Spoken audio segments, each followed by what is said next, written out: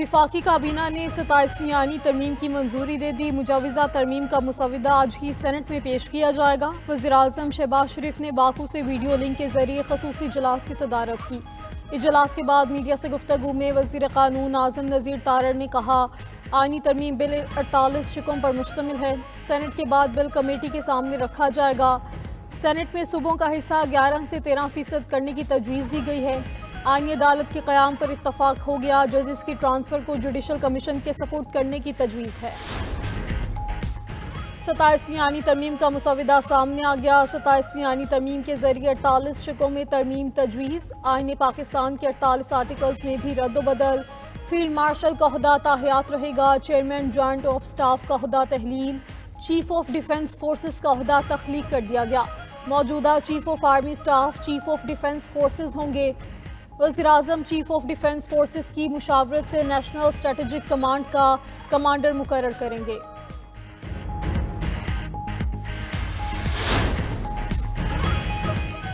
विफाकी वज़ीर राना तनवीर हुसैन की 27वीं आईनी तरमीम की अगले हफ्ते तक मंजूरी की पेशगोई। पार्लियामेंट हाउस के बाहर मीडिया से गुफ्तगू में कहा, NFC से मुताल्लिक तरमीम को फ़िलहाल मौखर कर दिया गया। 48 शिकों में तरमीम की गई। 48 में से 8 आईनी अदालत, 243 चीन ऑफ कमांड से मुतल्लिक हैं। सेंट्रल कमांड का क़याम अमल में लाया जा रहा है। भारत से जंग के बाद मखसूस किया गया वॉरफेयर में सेंट्रल कमांड होनी चाहिए।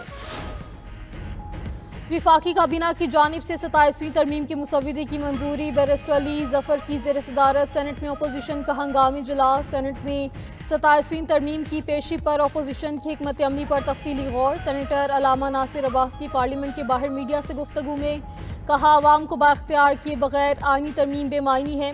इदारों को कंट्रोल करने की कोशिशें मुल्क के लिए नुकसानदेह हैं।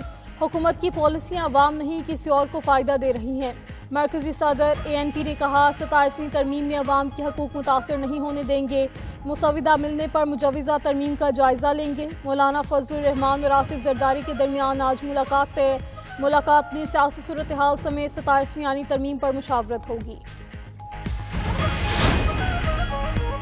पाकिस्तान और अफगान तालिबान मुज़ाकरात में डेडलॉक बरकरार। अफगान तालिबान की हरदर्मी से इस्तांबुल मुज़ाकरात बिला नतीजा ख़त्म। वज़ीर दिफ़ा ख्वाजा आसिफ का कहना है कि मुज़ाकरात के अगले दौर की कोई उम्मीद नहीं। अफगानिस्तान से जैसा हमला होगा वैसा जवाब देंगे। अफगान वफ़द चाहता था उनकी ज़बानी बातों पर एतबार किया जाए। आलमी मुआहिदे हमेशा तहरीरी होते हैं। कतर और तुर्की ने पाकिस्तान के मौक़िफ़ की तायद की। वज़ीर इत्तलात अताउल्लाह तारड़ ने कहा कि पाकिस्तान अपनी खुद मुख्तारी का तहफ़्फ़ुज़ करेगा। अफ़गानिस्तान अपनी सरज़मीन से दहशतगर्दी पर काबू पाने का ज़िम्मेदार है।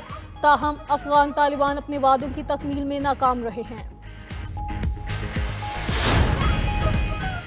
PTI रहनुमा और दीगर के खिलाफ 4 अक्टूबर एहतजाज का केस। बानी PTI की बहनों अलीमा खान और उस्मा खान के वारंट गिरफ्तारी जारी। रावलपिंडी इंसदाद दहशतगर्दी अदालत की जानिब से मुसलसल अदम पेशी पर वारंट गिरफ्तारी जारी किए गए। अदालत का अलीमा खान और उस्मा खान को गिरफ्तार करके पेश करने का हुक्म। केस की मजीद समाअत 22 नवंबर तक मुलतवी।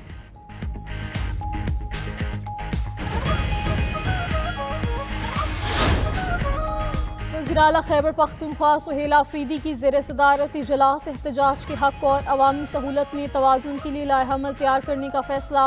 सुहेला अफरीदी ने कहा, क़वानीन का मकसद सिर्फ अवामी मुफाद और फलाह है। अवाम की जान और माल का तहफ़्फ़ुज़ और सहूलत की फराहमी हुकूमत की अवलीन तरजीह है। आज़ादी इज़हार राय और पुरअमन एहतजाज हर शहरी का हक़ है। किसी को सियासी दबाव या इंतकामी कार्रवाई के लिए इस्तेमाल नहीं होने देंगे।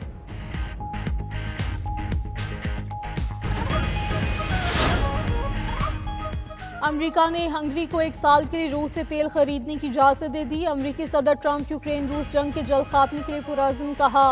पुतिन से जब भी मुलाकात हुई तो वो हंगरी में होगी। व्हाइट हाउस में सदर ट्रंप से हंगरी के वज़ीर-ए-आज़म विक्टर ओरबान की मुलाकात। दोनों रहनुमाओं ने इत्तफ़ाक़ किया कि यूक्रेन के लिए रूस के खिलाफ जंग जीतना मुअज्ज़ा होगा।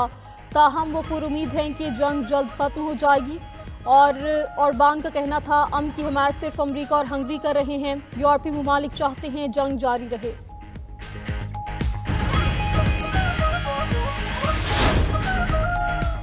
तुर्किया की अदालत ने इसराइली वज़ीर-ए-आज़म नेतन्याहू के वारंट जारी कर दिए। वारंट नेतन्याहू समेत 37 अफराद के खिलाफ जंगी जराइम और गजा में नस्ल कुशी पर जारी किए गए। कार्रवाई इस्तांबुल के चीफ पब्लिक प्रोसिक्यूटर की दरख्वास्त पर की गई, जिसके मुताबिक इसराइली हमलों में हज़ारों शहरी, खवातीन और बच्चे शहीद हुए।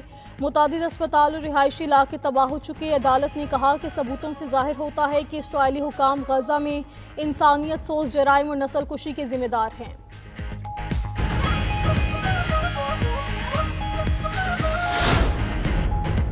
और वनडे सीरीज जीतने की जंग, तीसरे और फैसलाकुन मैच में पाकिस्तान और जनूबी अफ्रीका का आमना सामना। शाहीन और प्रोटीज 3 बजे टकराएंगे। दोनों टीमों में सीरीज 1-1 से बराबर हैं। पहले मैच में पाकिस्तान ने जनूबी अफ्रीका को 2 विकेटों से हराया था। दूसरे मैच में जनूबी अफ्रीका ने पाकिस्तान को 8 विकेटों से शिकस्त देकर सीरीज 1-1 से बराबर कर दी थी। शायकीन क्रिकेट शाहीनों की जीत के लिए पुरुम्मीद। इसराइली फौज की जंगबंदी के बावजूद गजा पर हमले, मकबूजा मगरबी किनारे में फायरिंग करके 2 फ़लस्तीनी शहीद कर दिए। गजा पर ड्रोन हमले से एक बच्चा जख्मी हो गया। इसराइली वज़ीर दिफा का फौज को गजा में तमाम सुरंगें तबाह करने का हुक्म। खबर एजेंसी के मुताबिक इसराइल कार्ड्स का कहना है अगर गजा में सुरंगें नहीं होंगी तो हमास भी नहीं होगी। हमास के 300 के करीब जंगजू सुरंगों में अभी मौजूद हैं। इसराइली फौज के सरबराह लेफ्टिनेंट जनरल अयाल ज़मीर कहते हैं सुरंगों में उनके खिलाफ खुफिया सरगर्मियां चल रही हैं। अमेरिका ने इसराइल पर जोर दिया था कि हथियार डालने पर हमास के जंगजुओं को महफूज रास्ता दिया जाए।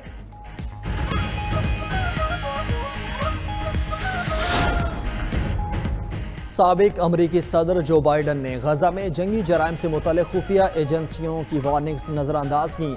खबर एजेंसी के मुताबिक वाशिंगटन को इल्म था कि इजराइल दानिस्ता तौर पर आम शहरियों और इमदादी कारकुनान को निशाना बना रहा है, लेकिन बाइडन इंतजामिया ने फैसला किया कि इजराइल के खिलाफ बराह रास्त शवाहिद नहीं। इजरायली फौज वकला भी मुतफिक थे कि गजा में कार्रवाइयाँ जंगी जराइम में आ सकती हैं।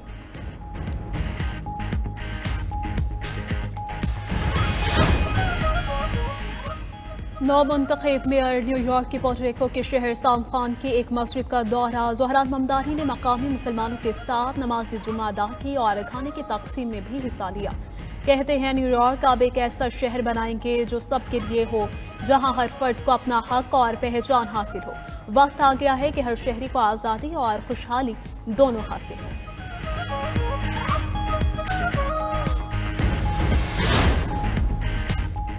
तूफान टीनू ने फिलिपाइन और वियतनाम में तबाही मचाकर कंबोडिया का रुख कर लिया। फिलिपाइन में शदीद बारिशों और तूफानी हवाओं से सैलाब से 188 अफराद हलाक हुए।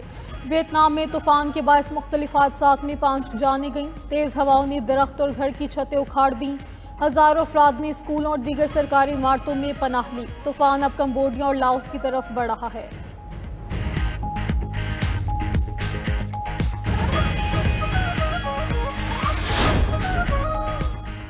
अमरीकी माहिर हयातियात और नोबेल इनाम याफ्ता साइंसदान जेम्स वाटसन 97 बरस की उम्र में इंतकाल कर गए। वाटसन ने 1953 में अपने साथी फ्रांसिस कर्क के साथ मिलकर DNA की डबल हेलिक्स साख्त दरियाफ्त की। इससे जीनियाती कोड, प्रोटीन की तैयारी और DNA टेस्टिंग जैसे इनकलाबी शोबों के दरवाजे खुले।